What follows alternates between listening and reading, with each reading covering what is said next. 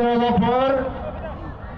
बेवहाय नोंथांमोनखौ खेबसे खुलुमस्रांहरनोल' गोसो जानानै आङो गसंदों। बयखौबो खनसे खुलुमहरबाय।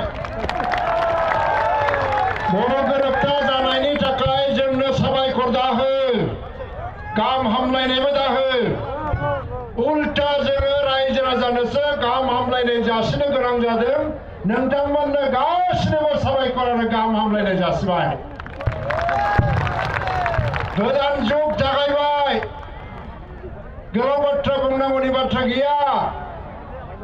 बे सोमावसारनायखौ थुख्रा थुख्रा थुख्रा थुख्रा सिफायजोबनानै खुनु सुक्ति खालामालासिनो भारत सरकारा बड'लेण्ड जेंनाखौ फोजोबनायनि मोनसे षड़यन्त्र खालामदोंमोन सरकारा।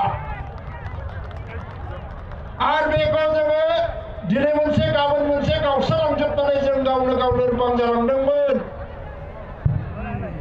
नाथाय बे सोमावसारनायनि बेसेनखौ हमथानांगौनि जोंनाव बिबान थादोंमोन। सोमावसारनायनि मान मर्यादाखौ रैखा खालामनांगौनि जोंहा बिबान थादोंमोन। रायजो राजानि कन्ट्रिबिउसन सेक्रिफाइस बेखौ रैखा खालामनांगौनि जोंहा बिबान थादोंमोन। दिनै जुदि जों सुक्ति खालामनो हायामोनब्ला हयतोबा गाबोननिफ्राय जोंनि सोमावसारनाया आरोबाव लोरबांसिन जालांगौमोन। जों गसंथानो हानाय नङामोन।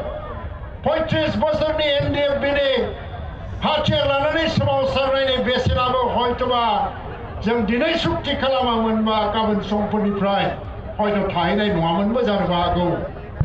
दा बे सम बे थासारिखौ दिनै बुजिनानै गासै बर' दैदेनगिरिफ्रा एसे एनै खम थालांदोंबाबो दिनै गोरोबथा खालामनांसिगौ होननानै थांखियाव सफैनानै मैया सुक्ति खालामनाय जाबाय।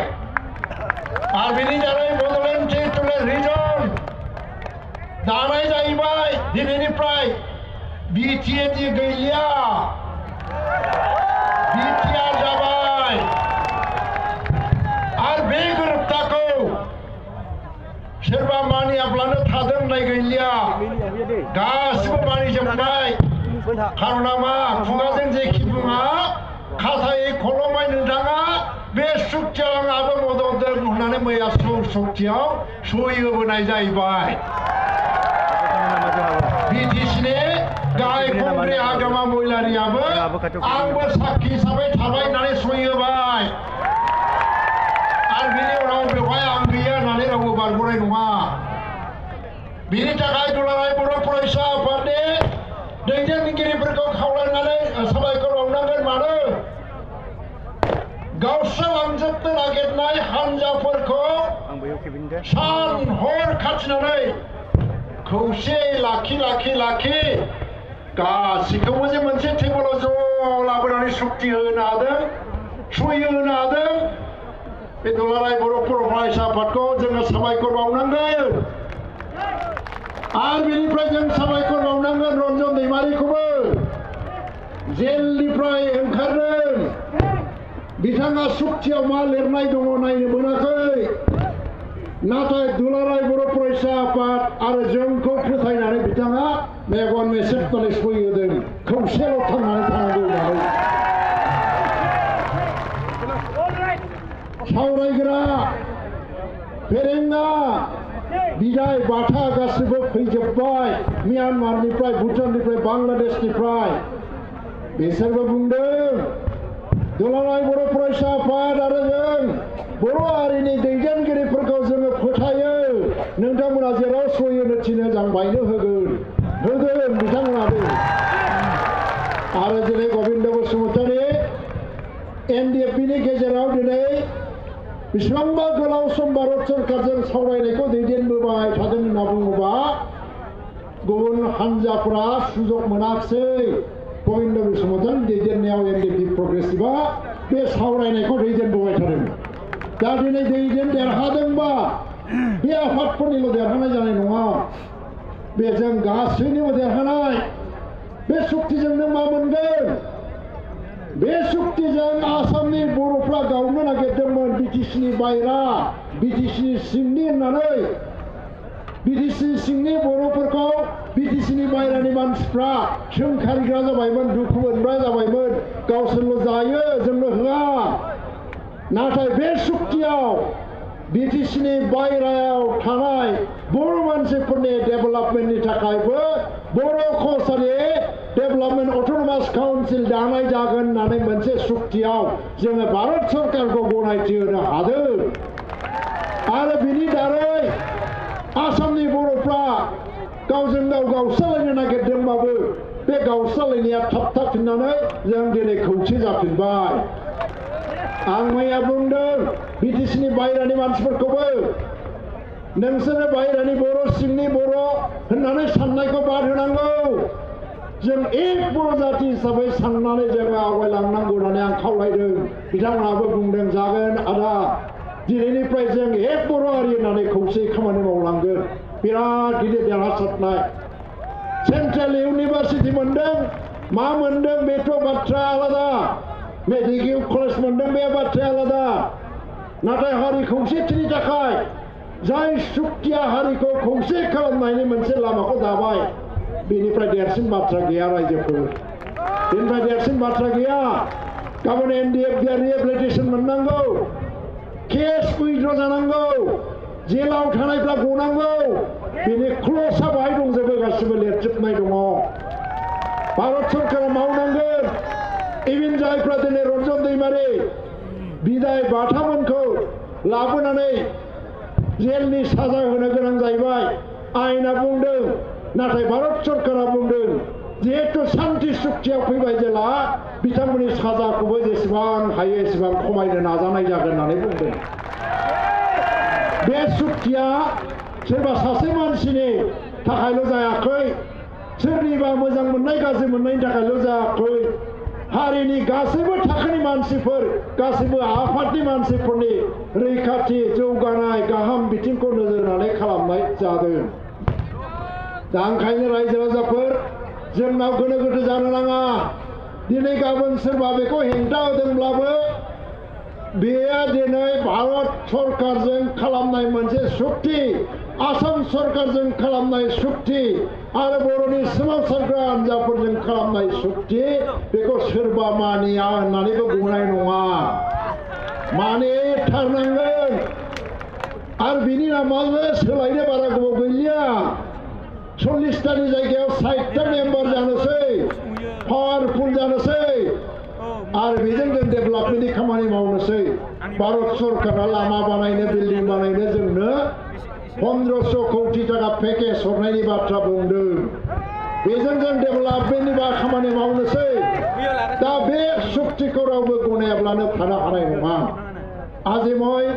এই অঞ্চলত বসবাস কৰা জনগোষ্ঠীসকলক এটা কথাই ক'ব বিচাৰিছোঁ এই চুক্তি কোনো জনগোষ্ঠীৰ অধিকাৰৰ বিৰুদ্ধে কৰা হোৱা নাই কোনো জনগোষ্ঠীৰ ভূমি অধিকাৰ খৰ্ব কৰা নহয় কোনো জনগোষ্ঠীৰ ভাষা সংস্কৃতি আৰু পৰম্পৰা ধ্বংস কৰিবলৈ এই চুক্তিৰ ভিতৰত কোনো অনুচ্ছেদ বা ক্লজ নাই তেওঁলোকক সকলোকে সমান মৰ্যাদা দি পেলাই আগুৱাই লৈ যোৱাৰ কাৰণে আজি এই চুক্তিৰ ক্লজবিলাক সন্নিৱিষ্ট কৰা হৈছে কালি 60টা যদি সমষ্টি হয় আজি কিমান আছিলে 15টা মাত্ৰ 10টা মাত্ৰ জেনেৰেল কাষ্টৰ কাৰণে সমষ্টি দিয়া হৈছিল 30টা ৰিজাৰ্ভ আছিল কালি যদি 60টা সমষ্টি হয় ধৰি লওক 20টাতকৈ বেছি সমষ্টিবোৰে অৱৰোধ জেনেৰেল কাষ্টৰ কাৰণেই হ'ব তেওঁলোকে অধিক প্ৰতিনিধিত্ব পাব সেইটো বেয়া পাই কোনো লাভ নাই আৰু ইয়াত এনেকুৱা ব্যৱস্থা ৰখা হৈছে কোন গাঁওখন থাকিব বিচাৰে কোন গাঁওখন থাকিব নিবিচাৰে বাউণ্ডাৰী কমিশ্যন যেতিয়া গঠন হ'ব আপোনালোকে কোৱাৰ অধিকাৰ পাব আপোনালোকে দাবী উত্থাপন কৰি কোৱাৰ অধিকাৰ পাব ইয়াত কোনো জনগোষ্ঠীৰ বিৰুদ্ধে কোনো ব্যৱস্থা ৰখা হোৱা নাই সেইকাৰণে ৰাইজ আজি ইয়াত মানে আতংকিত হোৱাৰ কোনো প্ৰশ্ন নাই गिनो नाङा रायजो राजाफोर आरो बेखौ बयबो मानिलांनांगोन बे उन्दैफोर बोराबनाय बायदि जानो हागौ आरोखि आं नाङालै आं नाङा अखानायै आं नाङा बेफोर रइलांगोन नाङा होननायाबो आरो सानथामनि उनावहाय नाङा होननाया जोबालासिनो दे बिदिबालाय लाबोदो जालायलायनाय जासिगोन ज' आरो कोनो गिनांगौ गैया रायजोफोर गोबां बाथ्रा बुंनो लुबैयाखिसै समा गैला जों थांबावनांगौ आरो आं बुंनांगौबो गैलामोन बुंनो थिननायखाय आं बुंबाय बयनोबो साबायखर बावहरनानै आंनि गोसो गोरबोनिफ्राय आङो बयनोबो गाहाम हामलायनाय बावहरनायजों जोंनि देरहासारनायनि थाखाय बयखौबो साबायखर बावनाय आं बुंनायखौ आं टाइम फोजोबबाय गोजोन्थों। मानगोनां इंखावग्रा ब्रह्म दुलाराय बर' फरायसा आफादनि बारग' आफादगिरि बारग' रायजो सभानि एमपि आरो आथिखालाव इउपिपिएलनि आफादगिरि बिथाङा जोंनो आरोबाव साबसिनै बुजिनाय बादियै जोंनि गोदानै जे सुक्ति बिटिआर बड'लेण्ड टेरिटरियेल रिजन बिनि बागै बिथाङा जोंनो मिथिहोबाय। आङो बिथांखौ जोबोद जोबोद साबायखर होदों।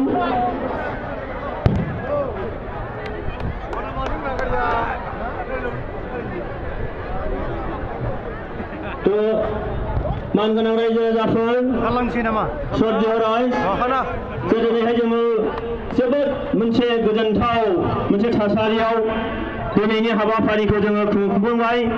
जोङो जोंनि সংগ্ৰাম এই সংগ্ৰামটো বিশ্ব দৰবাৰত ভাৰতত আৰু অসমত তেওঁলোকে জনমত হিচাপে আনি আজি এটা সমাধানৰ কাৰণে পথ প্ৰশস্ত কৰিলে ইয়াত তেওঁলোকে সহযোগ কৰিলে। তাৰ কাৰণে মই আয়োজক কমিটিৰ ফালৰ পৰা আমাৰ সাংবাদিক বন্ধুসকল তেখেতসকলক মই অশেষ ধন্যবাদ জ্ঞাপন কৰিছোঁ। दिनैहाय बाहागो लाफैनो हानाय साफ्रोमबो भारतनि रायजो राजा सानसुमै नोंथांमोन जोंनि लाइमोन लोगोफोर गुबुन गुबुन आफादनि दैदेनगिरि नोंथांमोन जोंनि धोरोम गुरु नोंथांमोन आइ आफा नोंथांमोन जोंनि सानसुमै नोंथांमोन जोंनि फोरोंगुरु नोंथांमोन समाज सिबियारि नोंथांमोन गासैनिसिमबो दिनैनि बे हाबाफारिखौ मैखोमै लैहोर लैहोर फैनानै जाफुंसार होनायनि थाखाय आङो सोमावसारनाय हान्जानि जानानै जोबोद जोबोद साबायखर जासिदों। जोंनि प्रशासननि बिथांमोनखौ जों साबायखर जासिदों। आं खावलायनो लुबैदों मानगोनां रायजोफोर जोंनि दैदेनगिरिफ्रा बुंनाय बायदिनो जे जोङो दिनैहाय मोनसे गोदान सुक्ति खालामनाय बेखौ जाहाथे जोंनि एम्फौ अरफायनो हाया सोरबा नोंनि गाज्रि नोजोरै बेखौ गाज्रि खालामनो हाया दा बेनि थाखाय जोङो जोथोन लानांगोन। आं खावलायनो लुबैदों बे जोंनि सुक्तिया जाहाथे आखरे आखरे जोंनि बे लिरनानै दोननाय जे दाबिफ्रा जाफुंसारो मावफुंनो जों हायो। दा बेनिखायनो जों जिखि धोरोमनि मानसि जाया मानो जोङो धोरोमारि बिथिंनिफ्राय जों गाव गावनि धोरोमसालियाव जोङो जोंनि अबंलावरिखौ जेला सिबिगोन खुलुमगोन फुजिगोन अब्ला जोङो बिनि थाखायबो एसे जोङो आजाथे आरज